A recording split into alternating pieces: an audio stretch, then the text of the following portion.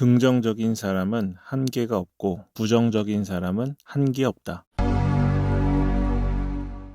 오늘은 많은 분들이 긍정적인 마인드로 워드프레스로 전향을 많이 하셨는데요. 질문을 하시는 것 중에 티스토리에 있는 글들을 어떻게 워드프레스로 옮기는지, 워드프레스로 이사하는 게 어떻게 하는 건지에 대한 질문을 처음부터 해주셨습니다. 근데 제가 다른 것들보다 이사에 대한 내용을 먼저 다루지 않은 이유가 있어요. 이사하는 개념은 여러분 새로운 워드프레스를 하는데 전혀 도움도 되지 않고 오히려 독이 되는 방식입니다. 그래서 처음 하시는 분들은 그것에 대한 궁금증이 있으셨겠지만 그렇게 하는 게 아니라 기존에 있는 티스토리 글을 살리는 방법은 지금부터 말씀드리는 방식대로 하시면 됩니다. 그리고 중요한 거는 기존에 있는 티스토리 글도 굉장히 중요하지만 가져오는 게 단기간에 끝낼 수 있는 문제가 아니거든요. 그러니까 그동안 했던 경험 등을 바탕으로 계속해서 글을 쓰시고 또 이 가져오는 티스토리에 있는 글들을 살리는 것도 함께 병행해서 하시면 되겠습니다. 그리고 참고로 이사라는 개념은 워드프레스에서는 가능하죠. 왜냐하면 워드프레스는 백업 기능이 있기 때문에 다른 어떤 거에 대한 문제가 생겼을 때 바로 통째로 들고 나올 수 있는데 티스토리는 티스토리라는 틀 안에만 국한되어 있어서 사실 그대로 갖고 나오는 거는 티스토리 밖으로는 원천적으로 맞지 않는 방식입니다. 자, 그러면 말씀드릴게요. 티스토리에 있는 글들과 사진, 링크 같은 것들을 전부 복사해서 백업해 둔 다음에 워드프레스에 붙여 넣고 그 다음에 일부 내용을 수정하는 방식은 절대 하시면 안 됩니다. 그렇게 하는 게 아니라 그동안 제 이사양잡 채널과 함께 하시면서 글들을 많이 쌓아 놓으셨다면 최소한 글이 1000개 정도 쓰셨다면 그 결과로 나온 데이터들이 있을 겁니다. 그 데이터에는 사람들이 꾸준히 오랫동안 찾는 키워드도 찾으셨을 거고요. 또 수익은 많이 안 나지만 트래픽을 유지시켜주고 체류 시간을 많이 갖고 있는 글들에 대한 데이터도 찾으셨을 겁니다. 그런 데이터들을 사실 블로그 하면서 영원히 계속 만들어 가셔야만 여러분이 검색 엔진이나 플랫폼의 환경이 바뀌는 상황에서도 계속 수익을 유지할 수 있는 거죠. 그래서 티스토리에 있는 글을 가져올 때에는 그러한 정보들, 나만 갖고 있는 정보, 저도 공개하지 못하고 여러분도 그 누구에게 공개하지 못하고 또 그런 게 없는 사람들은 돈 받고 하는 유료 강의에서 공개를 못하겠죠. 자신이 그런 거 모르니까 그런 정보들을 계속 살려서 앞으로 꾸려나가시는 겁니다. 티스토리로 한번 가보겠습니다. 티스토리 관리 페이지로 오시면요, 왼쪽에 통계라는 메뉴가 있습니다. 그 통계에서 유입 경로 말고 방문 통계를 먼저 눌러주세요. 그럼 이런 화면이 보이실 건데요. 저는 지금 보면 데이터는 제가 사실 충분히 가리겠습니다. 이걸 공개해 달라고 하시진 않겠죠. 4일까지는 데이터가 있는데 5일부터 데이터가 제로가 되어 버렸죠. 제가 요 전에 티스토리 사태로 인해서 애드센스에서 티스토리를 삭제했고 5일째부터는 모든 글을 비공개로 돌렸습니다. 그러니까 애드센스 삭제하면 저한테 수익이 없어질 거고 비공개로 돌려버리면 카카오가 가져가던 수익도 없어져 버리겠죠. 그래서 카카오가 어느 정도 적당한 선에서 협의를 했으면 이렇게까지는 안 했을 때 저는 그냥 다 날려버렸습니다. 네, 그럼 이 상황에서 우리가 활용할 수 있는 데이터는 여러분 아직 살아있으시겠지만 저는 요 비공개로 돌린 전 데이터를 활용하는 겁니다. 우리가 실제로 글을 쓸 때 제목에 키워드를 넣고 제목을 만들잖아요. 근데 사람들이 실제로 내 글에 어떤 키워드로 들어오는지는 우리의 상상을 초월하죠. 그런 키워드들을 갖고 사람들이 가장 많이 사용하는 키워드를 갖고 워드프레스에 글을 쓰는 겁니다. 그 전에 글들을 어디서 짜집기 해 오시거나 긁어서 복사해 오신 내용이 아니라 직접 아는 내용들을 쓰셨다면 키워드만 가지고 또 새로운 글들을 쓰는 게 그리 어렵지 않으실 겁니다. 먼저 오른쪽 위를 일간으로 맞추시고요. 가장 최근에 트래픽이 많았던 날짜 4일까지밖에 없으니까 4일을 눌러보겠습니다. 4일을 누르시면 이제 숫자가 나오고 위로 더 올리면 여기 유입 키워드라는 게 있습니다. 그럼 여기에 당일에 유입이 많이 생긴 키워드들이 순서대로 뜹니다. 그리고 앞에 키워드가 있고 뒤에는 요걸로 얼마나 많이 들어왔는지 숫자가 표시가 되죠. 그러면 내가 어떤 의도로 블로그 글을 썼고 키워드를 넣었던 간에 사람들이 실제로 내 블로그에 많이 들어오는 실제 키워드는 요거라는 뜻입니다. 근데 여기 특징이 있어요. 여기 옆에 붙은 숫자들이 있잖아요. 숫자들이 순서대로 줄어드는 게 아니라 어느 순간부터 팍 떨어집니다. 예를 들어 첫 번째 유입 키워드에 800이라고 떠 있는데 두 번째는 600, 550 가다가 갑자기 예를 들면 50이나 30으로 떨어지는 거예요. 그러면 여기에는 키워드들이 엄청 많이 있긴 하지만 사실 그 숫자의 괴리가 많이 생기기 전까지가 실제 사용하실 수 있는 키워드입니다. 그리고 제가 지금 방금 한 것이 일간이잖아요. 그러니까 최근에 사람들이 많이 검색하는 키워드들이 뭔지 뭔지를 보시고 싶으시다면 요 일간 키워드를 눌러서 확인해 보시면 되겠습니다. 특히 여러분 요일별 키워드를 쓰시는 경우에는 각 요일마다 반복적으로 1등을 하는 유입 키워드들이 있어요. 그런 키워드들은 다시 쓰시더라도 해당 요일에 키워드가 또 폭발을 하기 때문에 꼭 워드프레스에도 해당 요일을 노리는 월요일부터 일요일까지 노리는 각 요일의 키워드들이 있으셔야 되는 겁니다. 그런 키워드들을 다시 생각하시는 게 아니라 여기 있는 데이터들을 눌러보시면서 이미 확인된 키워드를 갖다 쓰시면 되겠습니다. 보세요. 근데 이건 4일이고 3일인데요. 4일에 아까 주요 키워드는 제가 기억하고 있고 3일날 제일 앞에 있는 키워드를 보겠습니다. 보면 4일날인 키워드의 1등하고 3일날 키워드 1등이 똑같습니다. 7월 4일은 화요일이고 7월 3일은 월요일이거든요. 어떻게 이런 일이 있을까요? 이런 경우는 일반적으로 여러분이 추측하시겠지만 월요일 저녁에 좀 늦은 시간에 방영된 프로그램과 관련된 내용인 경우가 많습니다. 매주 월요일날 방영되는 거죠. 그러면 프로그램이 방영되기 이전에 이 키워드로 관련된 사람들의 검색량이 폭증하고 또 프로그램이 종료된 이후에 궁금한 점들이 있잖아요. 그걸 다시 검색하는데 보통 프로그램이 12시 가까이 끝나거나 12시가 넘어서 끝나는 경우에는 자정이 넘어서 화요일 키워드로 잡히는 겁니다. 이런 경우에는 화요일이 아니라 월요일용 키워드라고 생각하시고 워드프레스에 적으시면 되는 거예요. 그래서 이건 일요일인데요. 이건 토요일이고요. 각 요일을 눌러보시면 그 요일마다 주요 키워드가 뭔지 확인하실 수 있고 그런 것들은 글을 복사해 가시는 게 아니라 다시 말하지만 제가 여러분 이사양 잡수 3년 넘게 해오면서 베껴 쓰시거나 짜집게 하시거나 그렇게 하지 말라고 그러셨잖아요. 이런 거 할 때 직접 글을 쓰시고 내가 조사한 내용을 쓰는 게 반드시 활용되는 능력이기 때문입니다. 지금이라도 가져오실 생각하지 마시고 주요 키워드만 가지고 괴리감이 덜 생기는 부분에 키워드만 가지고 워드프레스에 새로 쓰시면 되겠습니다. 또 기존에 써보셨기 때문에 기존에 쓴 글에서 어떤 점들을 보완해야 하는지 충분히 아실 수 있을 겁니다. 자, 그러면 주간 키워드랑 월간 키워드가 있잖아요. 주간 같은 경우는 건너뛰고요. 월간으로 가보겠습니다. 네, 그러면 이렇게 각 월별로 6월, 5월, 4월, 3월, 2월, 1월 쭉 있지 않습니까? 이 월별로 키워드들을 볼 수 있는데요. 이 키워드는 이제 약 롱테일 키워드와 관련 있는 것들일 가능성이 많습니다. 그러니까 예전에 단순히 해당 요일, 그 프로그램이 끝나기 전까지나 지금 이슈가 되는 것뿐 아니라 한번 써놓으면 평생 가는 키워드들이 있잖아요. 그런 정보성 키워드들을 꾸준히 써야 된다고 말씀드렸죠. 실제로 사람들이 검색하는 정보성 키워드가 뭔지는 글을 많이 쓰신 분들이라면 여기서 100% 찾을 수 있습니다. 2022년 9월 거 눌러볼까요? 그럼 이 키워드가 이렇게 나오죠. 그러면 여기 지금 첫 번째 같은 경우는 키워드들 쭉 나오는데 여기도 한 두 번째 줄 정도에서 괴리감이 생기기 시작하네요. 저만 볼 수 있지만 세 번째 있는 키워드는 정말 매년 폭발하는 키워드 중에 하나입니다. 그리고 계절과 관련이 있는 키워드이기 때문에 아마 이번 주에도 제가 티스토리를 비공개로 돌리지 않았다면 여기서 수익이 꽤 나왔을 만한 키워드인 거예요. 이거는 매년 또 계절마다 항상 발생하는 키워드이기 때문에 이런 것들은 내용을 알든 모르시든 쓰고 싶지 않든 쓰고 싶든 간에 써놓기만 하시면 여러분들이 꾸준한 수익을 낼 수 있는 키워드가 되는 겁니다. 10월 볼까요? 네, 10월에 보면 새롭게 보이는 키워드들이 있습니다. 옛날로 가보겠습니다.